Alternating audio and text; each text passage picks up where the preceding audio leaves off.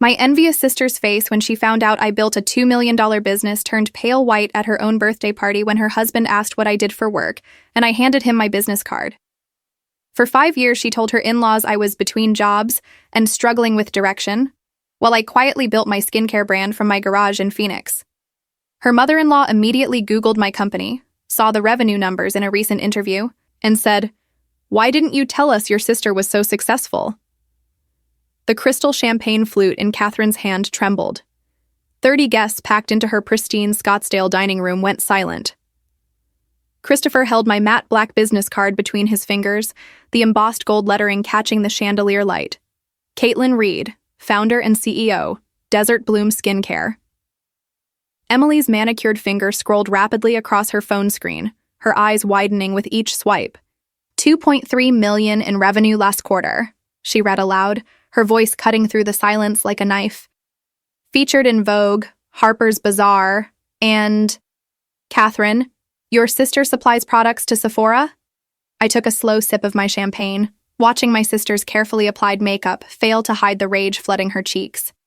She'd spent 3 hours getting ready for this party, posting Instagram stories about her perfect life every 15 minutes.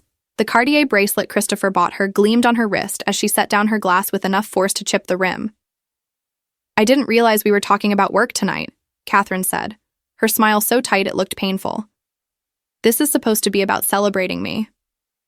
Christopher wasn't listening. He'd already pulled out his own phone, typing rapidly.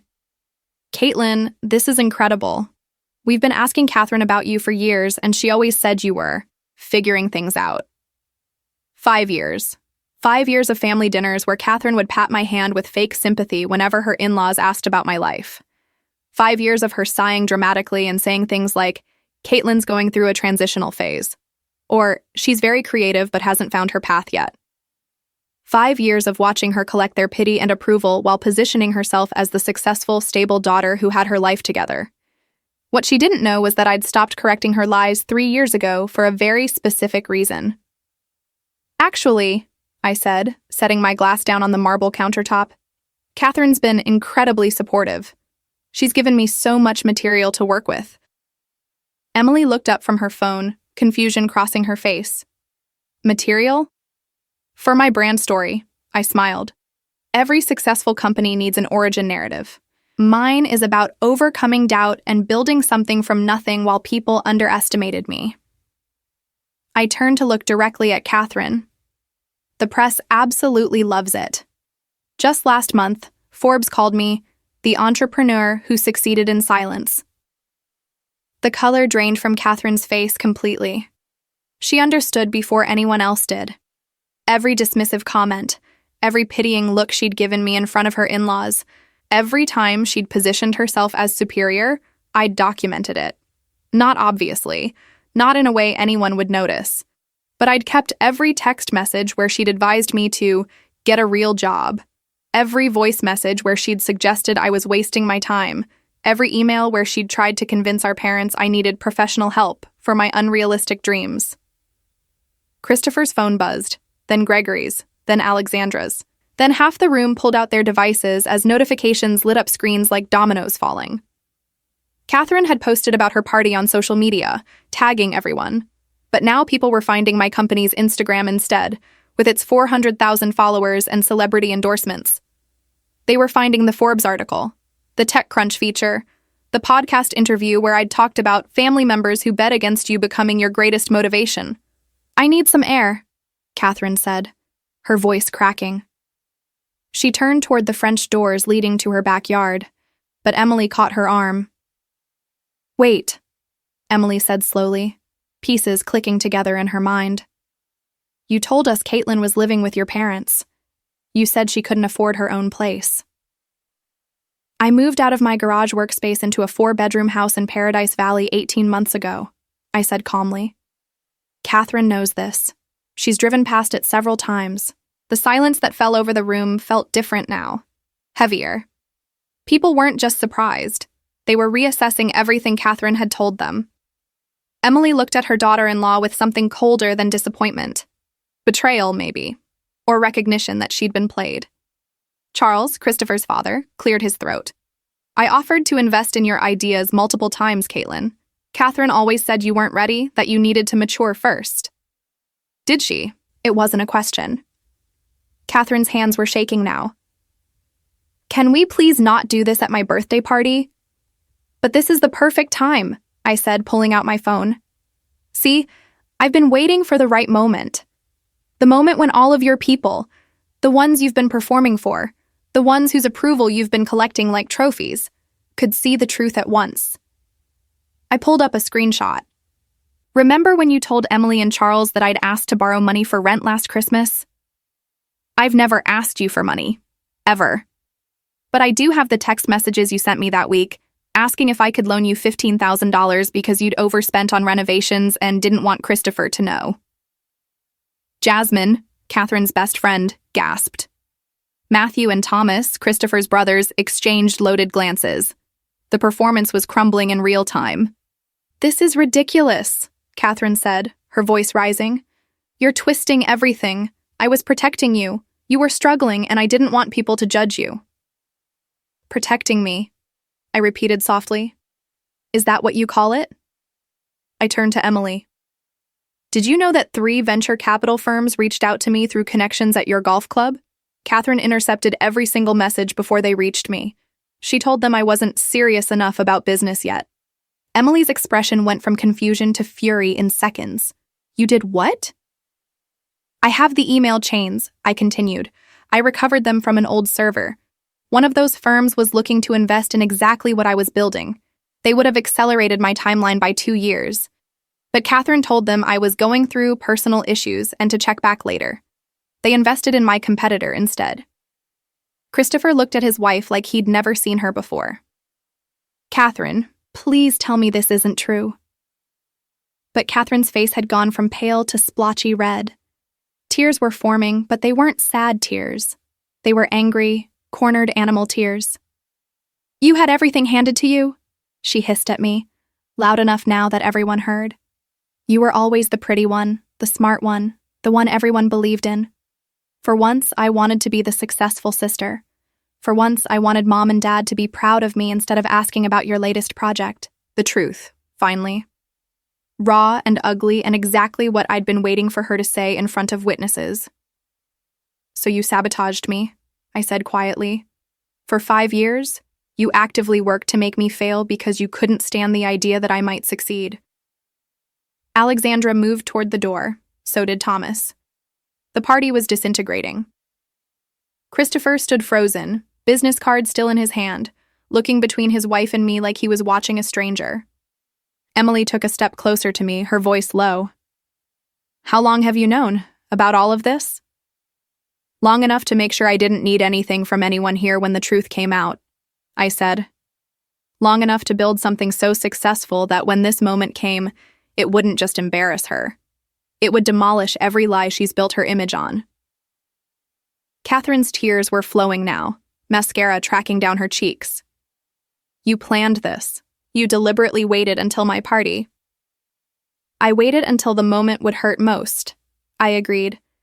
The same way you deliberately undermined me at every family gathering, every holiday, every time you had an audience. I picked up my purse. The difference is, I actually built something real while you were building a house of cards. Emily touched my arm as I moved toward the door. I'd like to have coffee with you this week. To apologize for believing her lies, and to discuss the investment opportunity you mentioned. I smiled. I'll have my assistant send you my calendar availability. Behind me, I heard Catherine's voice break completely as she turned on Christopher. Say something. Tell her she can't do this to me. But Christopher was staring at his phone, reading the Forbes article, his face growing darker with each paragraph. How long? He asked quietly. How long have you been lying to my family about your sister? I didn't stay to hear her answer. I walked out into the warm Phoenix evening, my heels clicking against the stone driveway, and I didn't look back. The real party was just beginning, and Catherine wasn't invited. The next morning, my phone had 63 missed calls. 42 were from Catherine. The rest were from family members, old friends, and even 2 local news outlets who'd somehow gotten wind of the birthday party drama.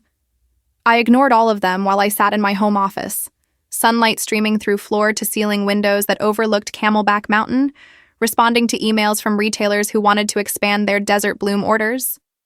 My assistant Matthew knocked on the doorframe. "Emily Reynolds is here. She doesn't have an appointment, but she's insisting it's important." I glanced at the security camera feed on my secondary monitor.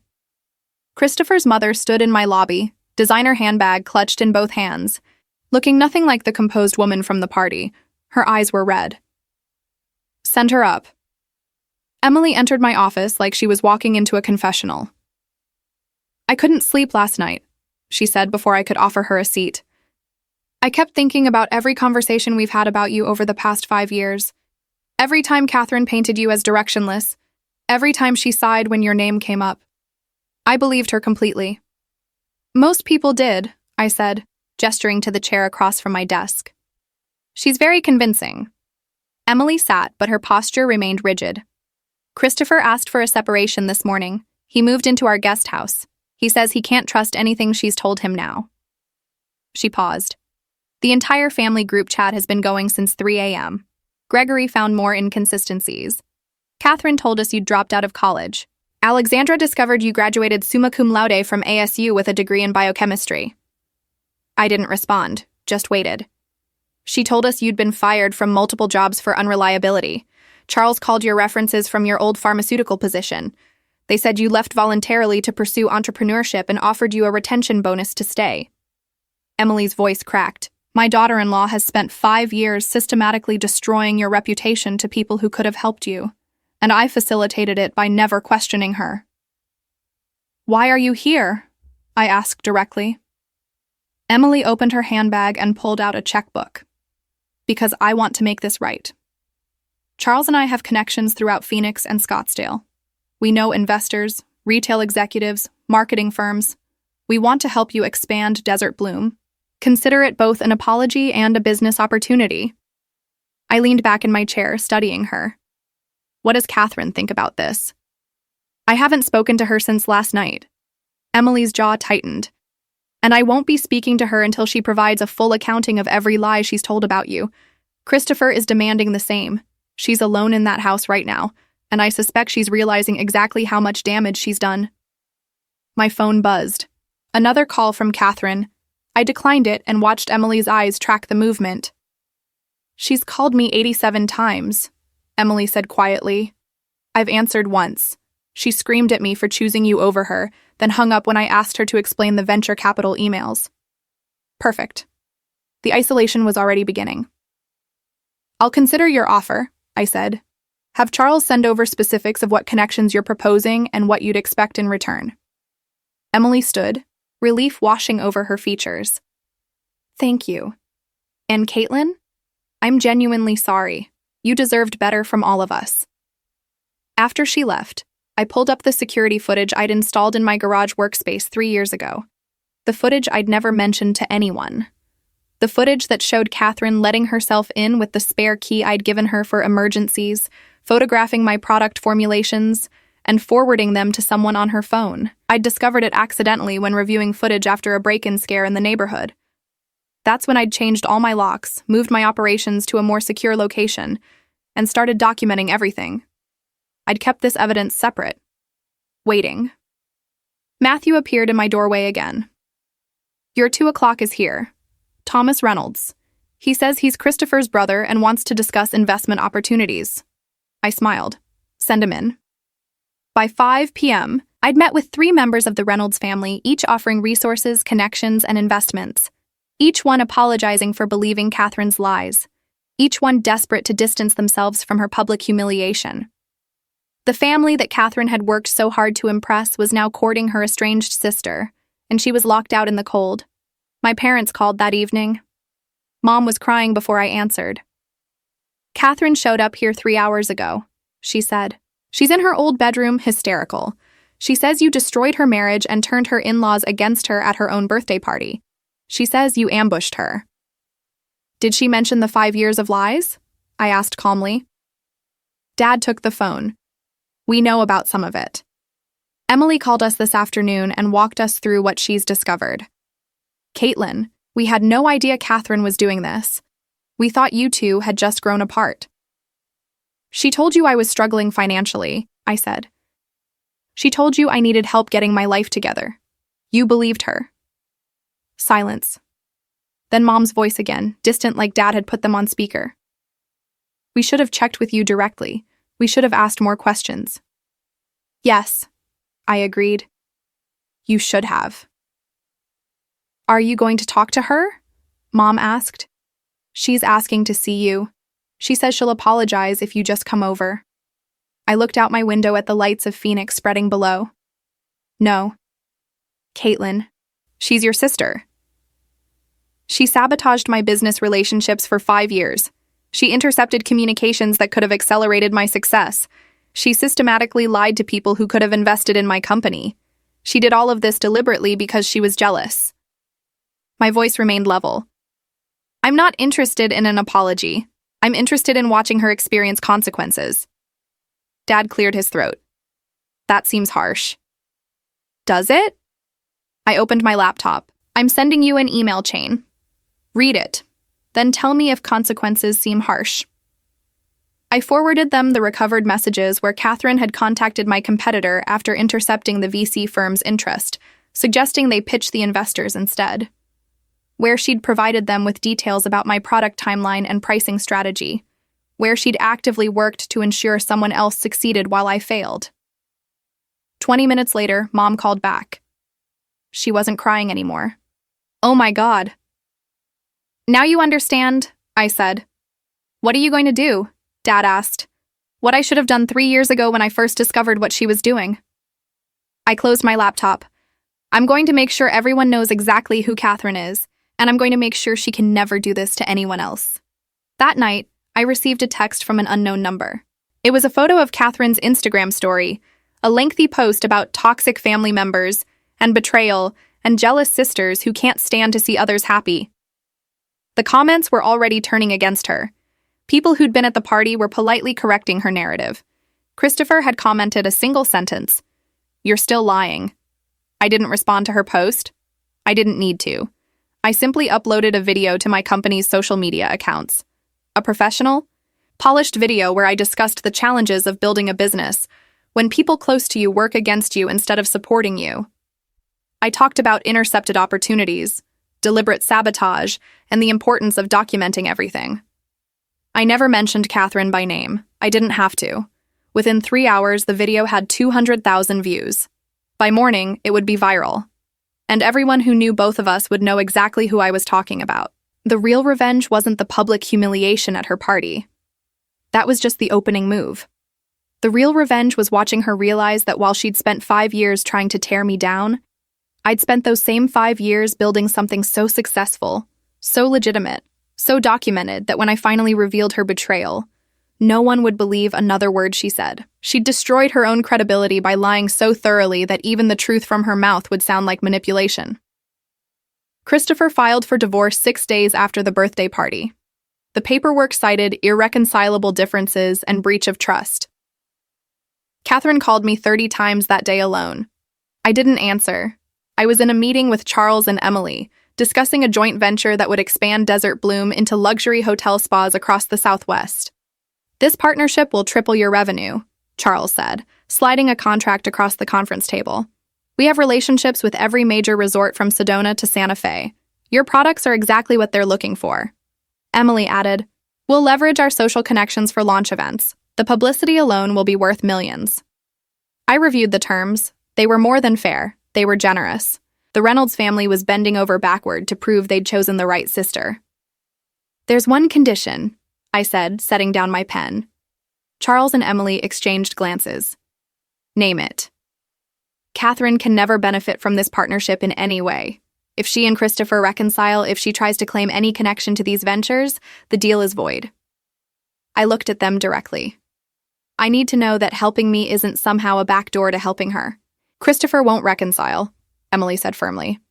He's already consulting attorneys about protecting his assets. And even if hell froze over and he considered it, Charles and I would cut him off financially before allowing him to support someone who sabotaged our family connections. She burned every bridge, Charles added. The venture capital firm she redirected from you? They're friends of ours. When they found out what she did, they blacklisted her from ever approaching them for anything. Word spreads fast in investment circles. I signed the contract. My phone buzzed again. Another call from Catherine. I glanced at the screen and declined it. Emily noticed. "How many times has she called you?" she asked. 437 times in the past week, I said. She's also sent 216 text messages, most of them claiming I've ruined her life. "Have you read them?" Charles asked. "Every single one," I confirmed. "I'm documenting all of it. You never know when evidence of harassment might be useful." That evening, I was featured on a local Phoenix news segment about successful female entrepreneurs. The interviewer asked about my journey, and I gave the carefully crafted answer I'd been perfecting for weeks. The biggest challenge wasn't the business itself. It was dealing with people who tried to undermine my success because my achievements made them feel inadequate about their own lives. The segment aired at 6 p.m. By 7, Catherine had posted another Instagram rant claiming I was playing the victim. By 8, Christopher had commented, "You intercepted her business communications and lied to my family for years. You're not the victim here." By 9, Catherine had deleted her entire Instagram account. Jasmine called me the next morning. "I need to tell you something," she said, her voice tight. "I've been Catherine's best friend since high school, but I can't stay silent anymore." "I'm listening." 3 years ago, you were supposed to meet with a potential distributor at a restaurant in Scottsdale. Catherine told me you'd asked her to cancel the meeting because you'd gotten cold feet. Jasmine's voice cracked. "I was the one who called the distributor and canceled. I told them you weren't ready. Catherine said she was protecting you from embarrassing yourself." I'd wondered about that meeting. The distributor had been furious when I'd finally reached him weeks later to reschedule. He'd refused to meet with me, calling me unprofessional. I'd lost that opportunity entirely. "Why are you telling me this now?" I asked. "Because Catherine called me yesterday, crying, asking me to post something on social media defending her. She wanted me to say you'd always been jealous of her, that you'd made up lies because you couldn't handle her success." Jasmine paused. Then she said something that made me sick. She said, "Everyone's so worried about Caitlin's feelings, but nobody's asking how I feel watching my talentless sister stumble into success." "Talentless," I repeated. "I have a biochemistry degree from ASU. I formulated every product in my line myself. I handled manufacturing negotiations, built supply chains, managed inventory systems, created marketing strategies, and pitched to retailers personally. There's nothing stumbled or lucky about what I built." "I know," Jasmine said quickly. "That's why I'm calling. I'm going to post a public apology admitting what I did and explaining that Catherine manipulated me into sabotaging you. It won't fix what happened, but people should know." "Don't apologize to me publicly," I said. "That just feeds into more drama. But if you want to make it right, I need information." "What kind of information?" "Everything you know about other ways Catherine undermined me. Dates, specifics, anyone else she recruited to help." I pulled up a document on my computer. "I'm building a comprehensive record." Jasmine was quiet for a moment. "You're not done with her yet, are you?" "Not even close." She gave me details about 4 other incidents where Catherine had used mutual friends to sabotage my networking opportunities, professional introductions, and even a speaking engagement at a small business conference. Each time, Catherine had positioned herself as my concerned sister, trying to protect me from failure. "She's been doing this since before you started Desert Bloom," Jasmine said. "I remember her calling me after you graduated college, panicking because you'd gotten a job offer at a pharmaceutical company. She said, 'Caitlin can't be more successful than me. I'm the older sister.'" The pieces were falling into place. This wasn't just about my business. This was about Catherine's entire identity being threatened by my existence. "Thank you for telling me," I said. After we hung up, I added Jasmine's information to my files. The documentation was becoming bulletproof. Every lie, every manipulation, every instance of sabotage, all recorded, corroborated, time-stamped. Alexandra Reynolds called that afternoon. "I'm hosting a charity gala next month for the Phoenix Women's Business Initiative. I'd like you to be our keynote speaker. The event draws 500 attendees, mostly entrepreneurs and investors. I'd be honored, I said. There's something else. Alexandra hesitated. Catherine was originally supposed to co-chair the event with me. Obviously, that's no longer happening. I'm removing her from all promotional materials and replacing her with you. I wanted you to know before it becomes public. How did Catherine get involved with the charity in the first place? She positioned herself as someone who supported female entrepreneurs. She told us about her struggling sister who she was mentoring through business challenges. Alexandra's voice hardened. We actually allocated resources to create a workshop specifically for early-stage entrepreneurs who need guidance. She was going to lead it. The workshop that was meant for people like I'd supposedly been. The role Catherine had carved out by using my fabricated struggles as her credentials. What happens to the workshop now? I asked. We're redesigning it as a session on overcoming sabotage in business relationships. You should lead it. I smiled. Send me the details. That night I received a certified letter. Catherine was demanding I sign a non-disclosure agreement preventing me from discussing private family matters publicly. The letter threatened legal action for defamation. I forwarded it to my attorney with a single note: prepare a countersuit for business interference. Matthew knocked on my office door the next morning. You have a visitor in the lobby. She says she's your sister and won't leave until you see her. I checked the security feed. Catherine stood in my lobby wearing sunglasses despite being indoors, her hair unwashed, her clothes wrinkled. She'd lost weight. Dark circles shadowed her eyes even through the sunglasses. Tell security to escort her out, I said. If she refuses, call the police for trespassing. She's crying, Matthew said carefully. I don't care. I watched on the monitor as security approached Catherine. She pulled off her sunglasses, revealing red, swollen eyes. She started talking rapidly, gesturing toward the elevator. The security guard shook his head. Catherine's face crumpled. She sank onto the lobby couch, sobbing into her hands. I felt nothing. My phone buzzed. A text from my mother. Please talk to your sister. She's falling apart. I typed back. She tried to destroy my career for 5 years. She can fall apart. Mom. When did you become so cold? Me. When I realized my own sister was sabotaging me, and my family believed her lies about me without question. Mom didn't respond. On the security feed, Catherine was still in my lobby. She'd been there for 40 minutes. Finally, a police officer arrived. Catherine stood, arguing with him, pointing at the elevator. The officer said something that made her shoulders slump. She walked out slowly, looking back multiple times like I might suddenly appear and save her. I turned off the monitor and returned to work. The business was exploding. The Reynolds family connections had opened doors I'd been knocking on for years. Orders were flooding in. My team had doubled in size. We'd secured shelf space in 270 stores across 3 states. Desert Bloom was becoming a household name. And Catherine? Catherine was watching it all from the outside, finally understanding that the sister she'd tried to bury had built an empire while she was busy digging the grave. The charity gala was held at the Phoenix Art Museum. 500 people filled the main hall, crystal chandeliers casting warm light over designer gowns and tailored suits. I stood backstage, reviewing my speech notes while Alexandra handled last-minute coordination with the event staff. Caitlin? A familiar voice made me look up. Gregory Reynolds stood in the hallway, holding a tablet. I need to show you something before you go on. Catherine posted a video an hour ago. He turned the screen toward me. Catherine sat in her car, makeup-free, hair pulled back, filming herself with her phone. My name is Catherine Mitchell, she said, her voice raw.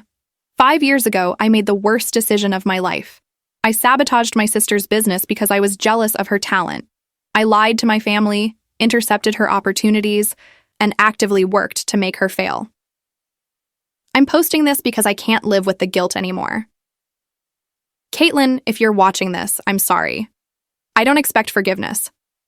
I just need you to know that I understand what I did was unforgivable. The video had been viewed 83,000 times. Comments ranged from sympathy to condemnation. Most people were calling it too little, too late. She's trying to get ahead of your speech, Gregory said.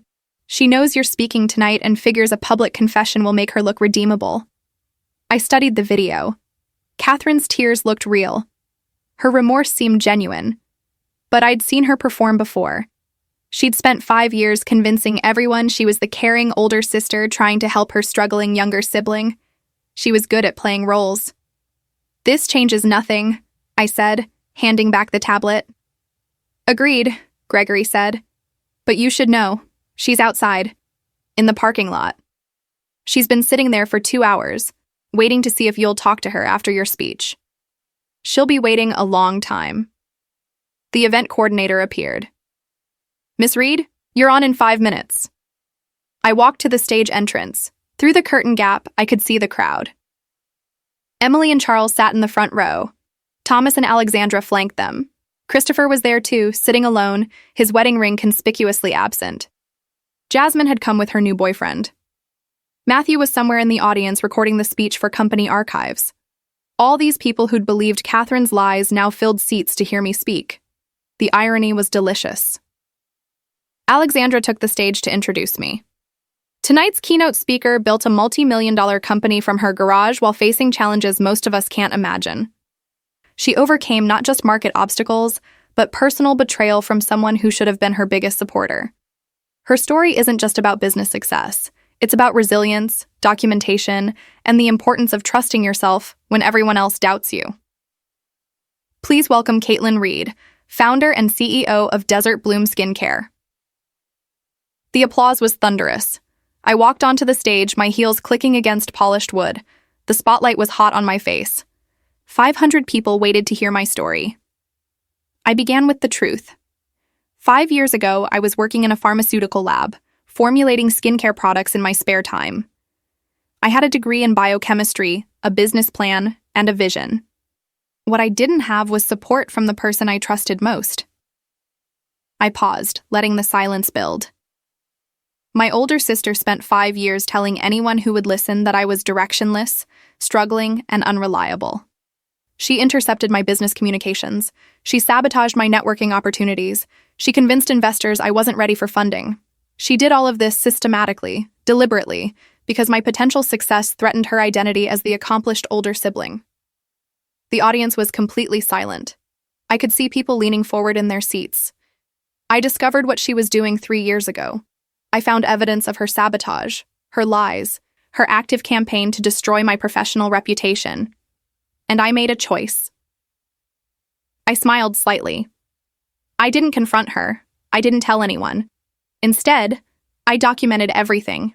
Every lie, every intercepted email, every manipulated opportunity. And I worked harder than I've ever worked in my life. I built Desert Bloom into a $2 million company without help from anyone who believed her lies. I secured distribution deals, formed partnerships, and created a brand that now sits on shelves in Sephora stores across the country. I did this while she continued telling people I was struggling, continued positioning herself as the successful sister who pitied her poor, lost sibling. Last week at her birthday party, her husband asked me what I did for work. I handed him my business card, and everything she'd built on lies collapsed in real time. I looked directly at the camera recording the event. Within 24 hours, her marriage was over. Her in-laws cut contact with her. Her friends started publicly admitting she'd manipulated them into sabotaging me. The charity organization she worked with removed her from leadership and replaced her with me. The audience was riveting. Several people had their phones out, recording. Some people might say I should forgive her, that I should show mercy, be the bigger person, remember that she's family. I shook my head slowly. But here's what I learned building this company. Some betrayals are too calculated to deserve forgiveness. When someone doesn't just fail to support you but actively works to destroy you, repeatedly, over years, that person has shown you exactly who they are. An hour ago, my sister posted a video apologizing. It's been viewed by tens of thousands of people. In it, she cries and says she's sorry. She admits what she did. She begs for forgiveness. I paused. That apology isn't for me. It's a performance for all of you. It's her trying to salvage her reputation now that the truth is out. It's damage control, not genuine remorse. Real remorse would have stopped her the first time she lied about me. Real remorse would have made her confess 3 years ago when she knew I'd discovered her sabotage. Real remorse would have made her warn me when she intercepted that venture capital opportunity instead of redirecting it to my competitor. My voice hardened. What she's feeling now isn't guilt. It's embarrassment at being caught. I looked out at the sea of faces.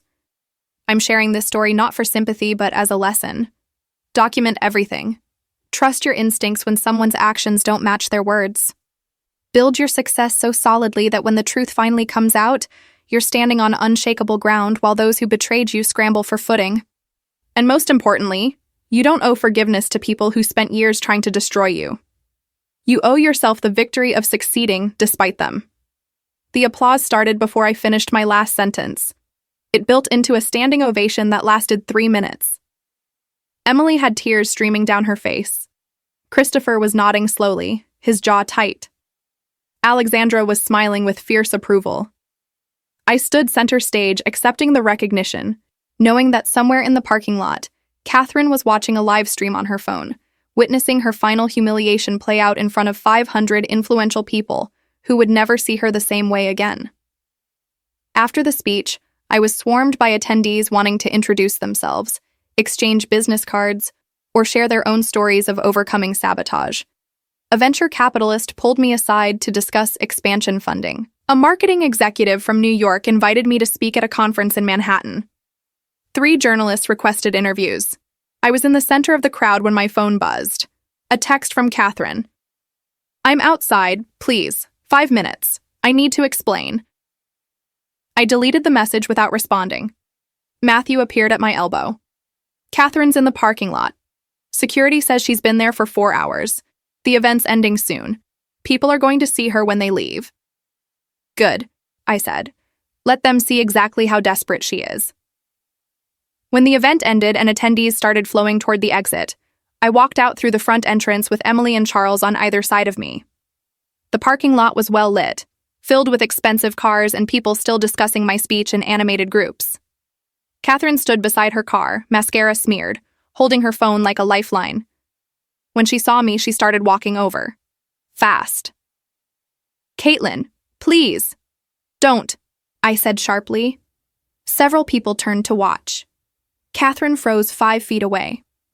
"I'm sorry," she said, her voice breaking. "I know I don't deserve forgiveness, but I need you to understand." "I understand perfectly," I interrupted. "You spent 5 years sabotaging me because you couldn't handle the idea that I might be more successful than you. You used my struggles as a narrative to make yourself look like the competent, caring older sister.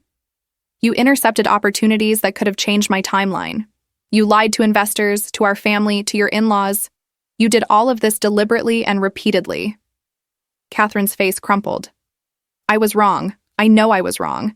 I was jealous and insecure, and I made terrible choices." "You made calculated choices," I corrected. "For 5 years. That's not a mistake. That's a pattern." People were openly watching now. Phones were out. Someone was definitely recording. "What do you want me to do?" Catherine sobbed. "I've apologized publicly. I've lost my marriage. I've lost my friends. Everyone hates me. What more do you want?" I looked at her, really looked at her. The sister who'd held my hand on the first day of kindergarten, who'd taught me to ride a bike, who'd stayed up all night helping me study for chemistry exams in high school. That person was gone, replaced by someone who'd spent 5 years actively trying to destroy me. "I want you to live with the consequences of your choices," I said quietly. "I want you to understand that actions have permanent repercussions. I want you to spend the rest of your life knowing that you had a sister who would have shared every success with you, who would have celebrated your victories and supported your dreams, and you destroyed that relationship because you chose jealousy over love. We can fix this," Catherine said desperately. "We're sisters. Family forgives." "No," I said. "Family protects each other. Family supports each other. You weren't family to me for 5 years. You were an enemy wearing a familiar face." Emily stepped closer to me, a clear physical alignment. Charles did the same. Christopher emerged from the crowd and stood with them. Alexandra, Thomas, Gregory. One by one, the Reynolds family positioned themselves beside me, forming a wall between Catherine and me. "You're not welcome at family events," Emily said to Catherine. "You're not welcome in our home. Until you understand the gravity of what you've done, truly understand it, not just perform understanding for public consumption. You're not part of this family. Catherine looked at Christopher. You're going to let them do this? I'm filing for divorce, Christopher said flatly. The papers cite fraud and deception. You lied about your sister for years. You manipulated my family. You made me complicit in sabotaging someone's career because I believed your lies and didn't reach out to Caitlin to verify. His voice was cold. I don't know who you are, Catherine. I thought I married someone honest and kind. I was wrong. Catherine turned back to me. Please, she whispered. I'm begging you. I have nothing left. You have exactly what you gave me, I said. Isolation, doubt, the knowledge that people you trusted betrayed you. I took a step closer. The difference is I use that to build something. You're using it to wallow in self-pity. That's not my problem. I walked past her toward my car. The crowd parted. Behind me, I heard Catherine collapse into tears, but I didn't look back. Emily caught up with me at my car. That was brutal, she said softly. It needed to be, I replied. People like Catherine only understand consequences when they're undeniable. Do you think she'll ever truly understand what she did? Emily asked. I unlocked my car. I don't know, and I don't care. She's not my responsibility anymore. 3 weeks after the gala, Desert Bloom received a buyout offer from a national beauty conglomerate. The number had 7 figures before the decimal point. The offer included keeping me on as CEO with full creative control, expanding into international markets, and tripling my production capacity. I accepted. The press release went out on a Tuesday morning. By noon, I'd received congratulations from 300 contacts. Business articles featured the acquisition in their headlines. My phone rang nonstop with interview requests. Catherine's name appeared nowhere in the coverage. My parents called that evening. We saw the news, Dad said. Congratulations, honey. We're so proud of you. Thank you. Mom's voice was quieter. Catherine saw it too. She called us from her apartment. She's living alone now, working at a retail job. The divorce was finalized last week. I know, I said. I'd received a notification when the divorce was finalized. Christopher had gotten the house, most of their shared assets, and complete separation from Catherine's debt, which had apparently been substantial and hidden. She asked if we thought you'd ever forgive her. Mom continued. What did you tell her? I told her that forgiveness isn't something she should expect. It's something she'd have to earn through years of changed behavior and genuine amends. Mom paused. She cried and said it wasn't fair that you got everything while she lost everything. I laughed. Actually laughed. I got everything because I built something real while she built lies. She lost everything because lies eventually collapse. That's not unfair. That's consequences. She's still your sister, Dad said, but his tone lacked conviction. No, I said firmly. A sister supports you. A sister celebrates your wins. A sister doesn't spend 5 years actively trying to destroy your career. She stopped being my sister the moment she decided her ego was more important than my success. Silence on their end. Then Dad sighed. You're right.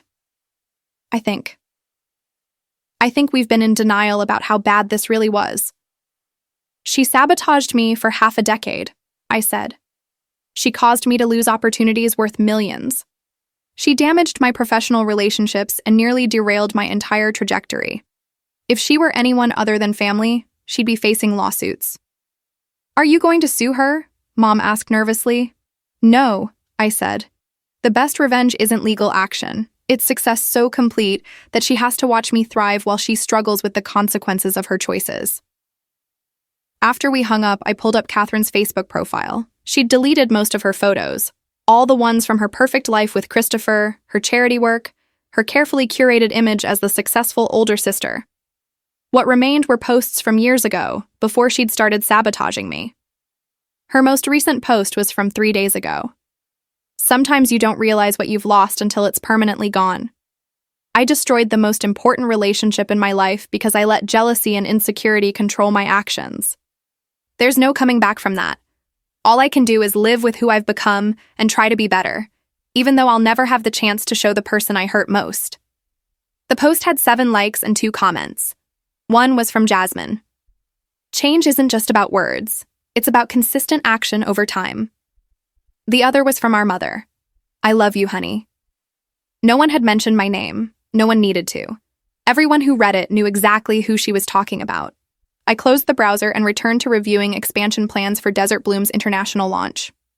6 months later, I was featured in Forbes' 30 Under 30 list.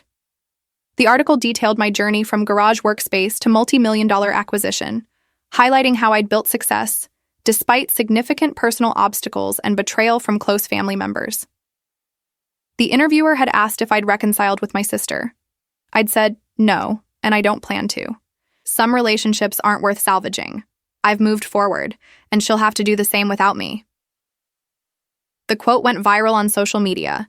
Comments were split between people praising my boundaries and people insisting family deserved forgiveness. I ignored both camps. Their opinions were irrelevant.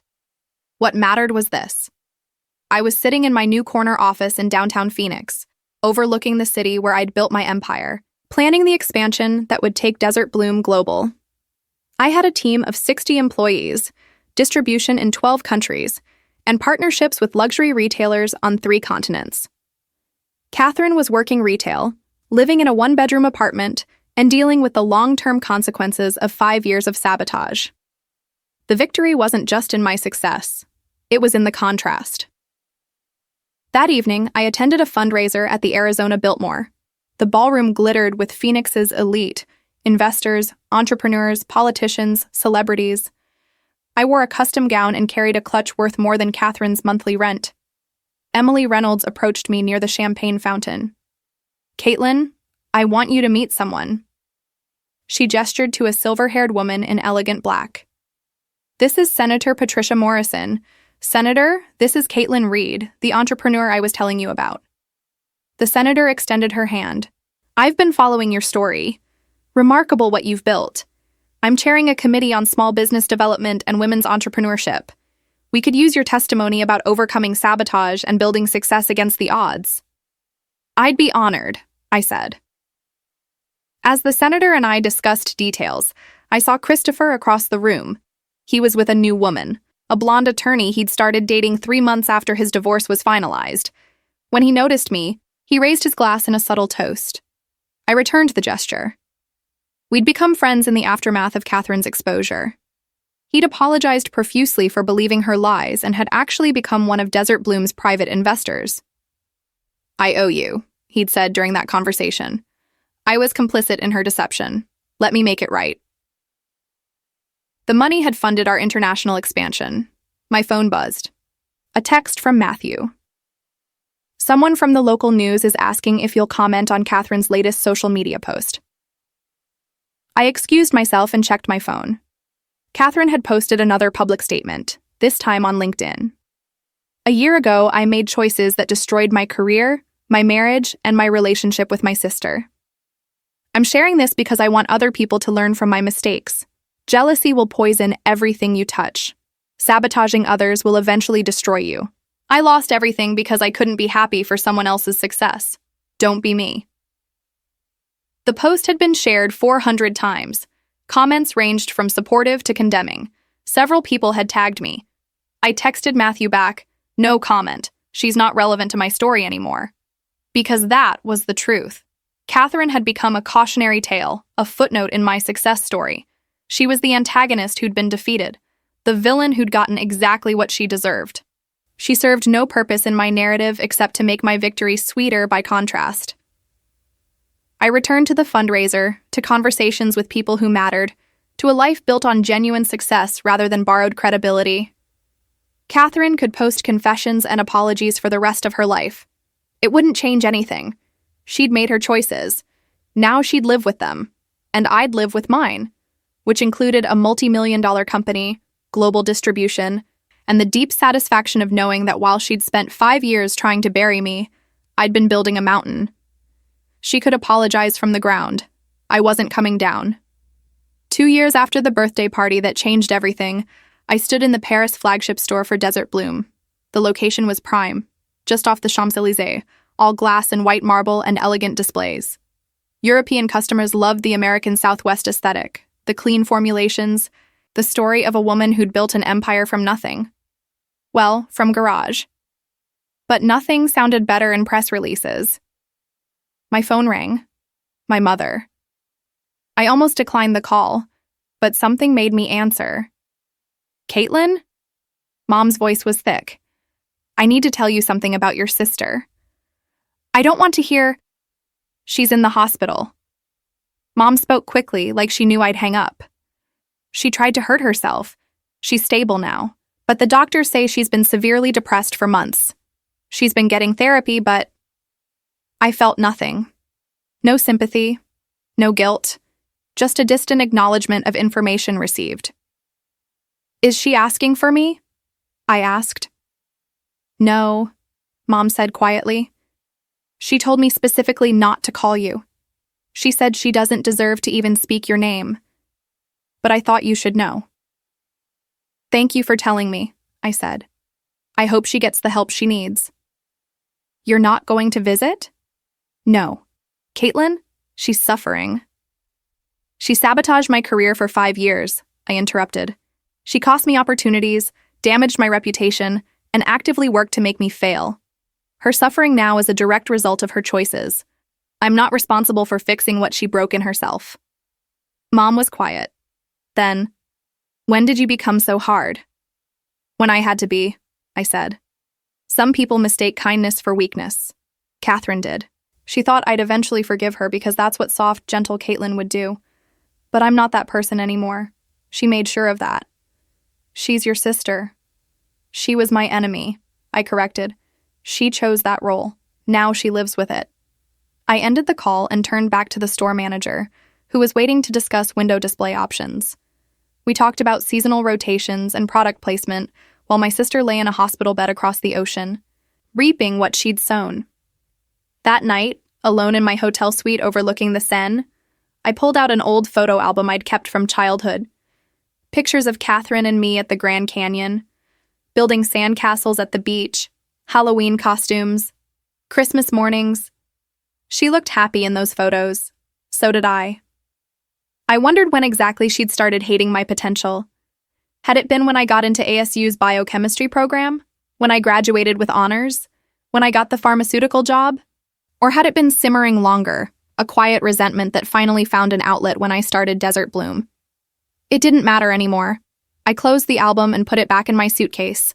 Those photos were ghosts of people who no longer existed. The little girl who'd trusted her older sister was gone. The older sister who'd deserved that trust was gone too. What remained were 2 women who'd chosen different paths. One had built an empire. One had built nothing but wreckage. I didn't feel victorious looking at those old photos. I just felt complete. Like a chapter that had been dragging on too long had finally ended. Catherine wasn't part of my story anymore. She was a prologue, a motivation, a lesson learned. And lessons, once absorbed, don't need to be revisited. My phone buzzed, a text from Emily Reynolds. "Saw the Paris store on your Instagram. Absolutely stunning. Charles and I are planning a trip to France next month. We'll visit and throw you a proper celebration dinner."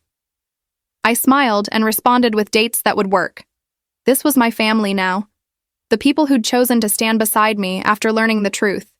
The people who'd offered support, investment, and genuine care. Blood didn't make family. Loyalty did. And Catherine had proven she had none. 4 years after everything fell apart, I received an invitation in the mail. Heavy cardstock, elegant calligraphy. Catherine was getting married, to someone named David, a name I didn't recognize. The ceremony would be small, immediate family only, at a courthouse in Tucson. I wasn't invited to attend. The invitation itself was something else entirely. The note inside, handwritten in Catherine's familiar script. "I don't expect you to come. I don't expect you to respond. I'm sending this only so you know that I've moved forward with my life, even though I'll never forgive myself for what I did to you. David knows everything. He's seen me at my worst. He's stayed anyway. I wanted you to know that I found someone who accepts the person I became after destroying the person I was. I hope you're happy. I mean that genuinely, even though I know you'll never believe me." I set the invitation on my kitchen counter and stared at it for a long moment. Catherine was getting married, starting over, finding happiness despite the wreckage she'd created. And I felt nothing, no anger, no satisfaction, no vindication. Just a distant acknowledgement that she was continuing to exist somewhere in the world, dealing with her own life while I dealt with mine. I threw the invitation in the trash. The next morning, I flew to Tokyo for Desert Bloom's Asian market launch. The event was held in a sleek hotel ballroom overlooking the city. 300 attendees, major Japanese retailers, beauty influencers with millions of followers, press from every major publication. I stood on stage, speaking through a translator, telling the story of Desert Bloom, the American Southwest, the garage workspace, the challenges overcome, the success built from determination and skill. I didn't mention Catherine. She'd stopped being part of the narrative a long time ago. After the presentation, I did 17 interviews, signed partnership agreements with 3 major retailers, attended a dinner where I sat between a Vogue editor and a tech entrepreneur worth billions. This was my life now. International launches and magazine covers and meetings that shaped markets. I'd built exactly what I'd envisioned in that garage 6 years ago, except bigger, better, more successful than I'd ever imagined. And Catherine? Catherine was getting married at a courthouse in Tucson to a man whose last name I didn't know. The contrast was everything. When I returned to Phoenix 3 days later, my house felt too quiet. I walked through rooms filled with expensive furniture and original art, my footsteps echoing on marble floors. Evidence of success surrounded me: awards, magazine covers featuring my face, photos from events attended by people who mattered. But it was just me. No husband, no children, no family dinners or holiday gatherings. My parents still invited me to things, but I rarely went. Too many memories of Catherine sitting across from me, performing the role of caring sister while secretly plotting my failure. I'd built an empire, but I'd built it alone. For a moment, just a brief, traitorous moment, I wondered if Catherine had been right about one thing, if my refusal to forgive had cost me something irreplaceable, if the wall I'd built to protect myself had also locked me into isolation. Then I walked into my home office and saw the framed Forbes cover, the Wall Street Journal article about Desert Bloom's valuation, the contract for our expansion into South America. No, Catherine had been wrong about everything. Forgiveness wouldn't have built this company. Forgiveness wouldn't have secured these partnerships. Forgiveness wouldn't have proven that I was better, stronger, and more capable than she'd ever wanted me to be. Forgiveness would have been surrender. And I don't surrender. I sat down at my desk and pulled up emails. An investor from Dubai wanted to discuss distribution across the Middle East. A documentary filmmaker wanted to feature Desert Bloom in a series about female entrepreneurs. A university wanted me to deliver the commencement speech. My phone buzzed. A text from an unknown number. "This is David, Catherine's fiancé. She doesn't know I'm reaching out. I just wanted to say that what she did to you was unforgivable. I know the whole story. She's been honest with me about everything. I'm not asking you to forgive her or come to the wedding or even acknowledge this message. I just wanted you to know that she lives with the guilt every single day. She built something good with me, but she knows she destroyed something irreplaceable with you. That knowledge haunts her. I thought you might want to know that." I stared at the message for a long time. Catherine was haunted. Good. She should be haunted. She should wake up every morning remembering what she did. She should see my success in every business article and feel the full weight of her choices. She should live with the knowledge that she could have been part of this empire, could have shared every victory, but instead chose to be the villain in my origin story. I didn't respond to David's message. Instead, I pulled up my calendar for the next 6 months. Product launches in London, São Paulo, and Sydney. Speaking engagements in New York, Chicago, and Los Angeles. A photo shoot for Entrepreneur magazine. A board meeting for the Women's Business Initiative where I now served as chairwoman. Every single entry represented something I'd built. Every opportunity was one I'd earned through talent and determination. Every success was mine, built on a foundation so solid that no amount of sabotage could have destroyed it. Catherine had tried to bury me.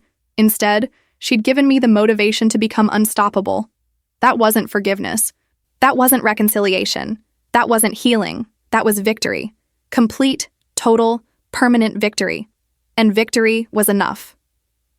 I deleted David's message and returned to planning my empire's expansion. Somewhere in Tucson, Catherine was planning a courthouse wedding. Somewhere in her new life, she was trying to move past what she'd done. But the past doesn't disappear just because you move forward. It follows you. It shapes you. It reminds you of who you became when you thought no one was watching. Catherine would carry her guilt forever. That was her burden. I would carry my success forever. That was my reward. And in the end, that was the only justice that mattered. Knowing that while she'd spent 5 years trying to destroy me, I'd spent those same years building something she could never touch, never taint, never diminish. She'd given me her worst. I'd given her my best. And my best had won.